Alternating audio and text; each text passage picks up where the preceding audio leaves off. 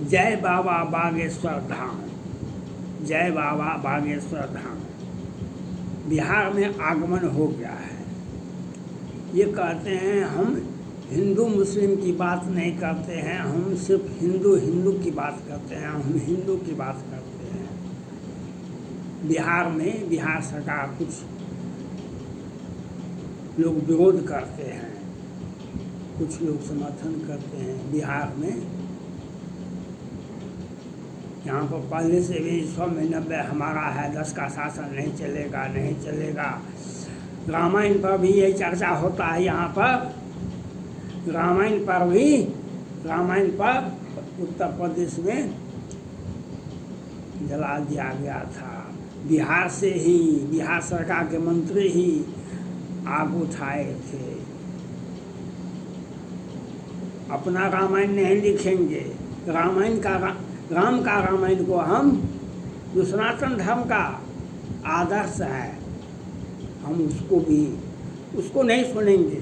अपना रामायण भाई लिखिए। आप प्रोफेसर हैं कि डॉक्टर हैं कि रीडर हैं कि यूनिवर्सिटी के प्रोफेसर हैं कि ऑक्सफोर्ड कैम्ब्रिज से पढ़ के आए हैं कि भारत के JNU से पढ़ के आए, अपना रामायण लिखिए। अपने खानदान का, अपने सरकार का, अपने राजद का इतिहास लिखिए।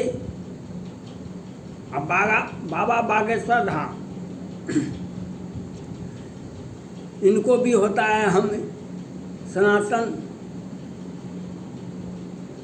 सनातनी हिंदू बना देंगे हम भारत को। बाबा बागेश्वर धाम जी, इनका विरोध नहीं होना चाहिए, इन पर नज़र अवश्य रखी जानी चाहिए। क्योंकि आज देश में, खास करके हिंदुओं में बहुत सारे बाबा होते हैं, बहुत सारे बाबा हुए। एक देव जी थे दिल्ली में, वह प्यार के लिए यूनिवर्सिटी खोल दिए थे। प्यार क्या हजार उनका टारगेट था, बीच में ही अटक गया। आसाराम बापू, नारायण साईं का इतिहास तो आप जानबे करते हैं। आसाराम बापू, नारायण साईं का इतिहास तो आपके सामने है। राम रहीम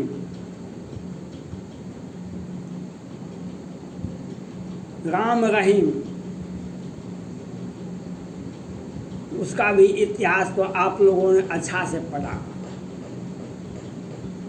राम रहीम का, और कितने बाबा, निर्मल बाबा, कौन बाबा, कितने बाबा हुए। कितने बाबा भारत में बहुत पहले रजनीश हुए थे, तो भारत में मन नहीं लगा। बहुत सारे लोग जब बड़े हो जाते हैं तो उनको भारत में मन नहीं लगता, वो विदेश चले जाते हैं। संस्था का जहाँ से फंड आता है वहाँ पे देखना पड़ता है। तो रजनीश जी भी थे, बहुत बड़ी किताब भी, बहुत बड़े मोटे किताब लिखे थे अमेरिका में।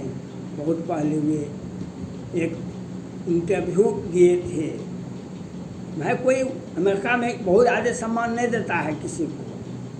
आप अपना संस्था चलाते हैं, आप अपना आप चलाइए, लेकिन जब कुछ बोलिएगा तब तो आपके ऊपर नज़र रखा जाएगा। तो उन्होंने यह बोल दिए, जो उनका फिलॉसफी है था, जो संभोग से समाधि की ओर चलो, यह फिलॉसफी तो अच्छा था। एक इंटरव्यू में दे दी, जितना प्यार हमने आज तक किया है दुनिया में कोई नहीं इतना कर सकता है, कोई नहीं करेगा। इस बात पर अमेरिका में गुप्त एजेंसी जांच करना शुरू, वहाँ पर उनको पकड़ना शुरू किया। इन पर जांच बैठ गई, तब इनका नाम विलीन हो गया। आसाराम बापू जी जब जेल गए, जेल यात्रा उनका अभी तक समाप्त नहीं हुआ है। राम रहीम, हनीप्रीत का कहानी आपके सामने है। इसलिए बाबा को ज़्यादा महत्व मत दीजिए, बाबा पर नज़र अवश्य रखिए। बाबा क्या करते हैं, बहुत बड़े बड़े बाबा गुल खिलाए हैं इंडिया को, और सब जो हिंदू धर्म में हुआ है। इसलिए 17 जोगी मठ उजाड़, ये प्रवचन क्या देते हैं नहीं देते हैं, इनका निजी जिंदगी, इनका आध्यात्मिक जिंदगी। अब कुछ बाबा तो रामायण पर भी प्रश्न उठाते हैं कि रामायण में यहाँ पर गलती है, यहाँ पर गलती है, हनुमान चालीसा में यहाँ पर गलती है। इनके गुरु महाराज कहते हैं, जब मैंने पूछा इनको है तुलसीदास जी के रामचरितमानस तुलसीदास जी से गलती हुआ कि प्रेस मीडिया से गलती हुआ? प्रेस छापता है किताब को, वहाँ पर मिस्टेक होता है। तो यह नहीं बता रहे हैं कि तुलसीदास जी से गलती हो गया कि आप प्रेस में गलती हुआ, ये तो बताना चाहिए, ये बताते नहीं हैं। जब तुलसीदास जी से गलती हो गया तो आप अपना रामायण लिखिए, मैं प्रेस से गलती हुआ तो उसको सुधार कर प्रेस वाले को लिखिए, आपने यहाँ पर ये गलती किए हैं। और राजनीतिक आकांक्षा के लिए चाहते हैं, हिंदुओं को संगठित कर रहे हैं, वहाँ पर तो अच्छा है, लेकिन उनका हिंदुओं का राजनीतिकरण नहीं होना चाहिए। हिंदुओं का आप उसको आध्यात्मिक ज्ञान दीजिए, आप आध्यात्मिक ज्ञान देने के लिए बताइए।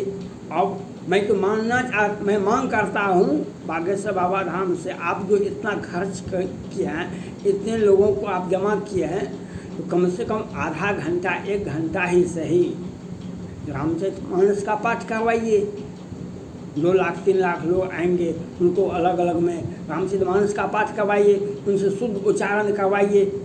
अयोध्या में भगवान राम का मंदिर है, अयोध्या में हनुमान जी का भी मंदिर है, हनुमानगढ़ी चौक नाम से प्रसिद्ध है। हनुमान जी वहाँ पर का मंदिर है, बहुत ऊंचा मंदिर है, तो वहाँ पर हनुमान जी रामचरितमानस पढ़ते हैं। कैसे पढ़ा जाता है वो सिखाते हैं।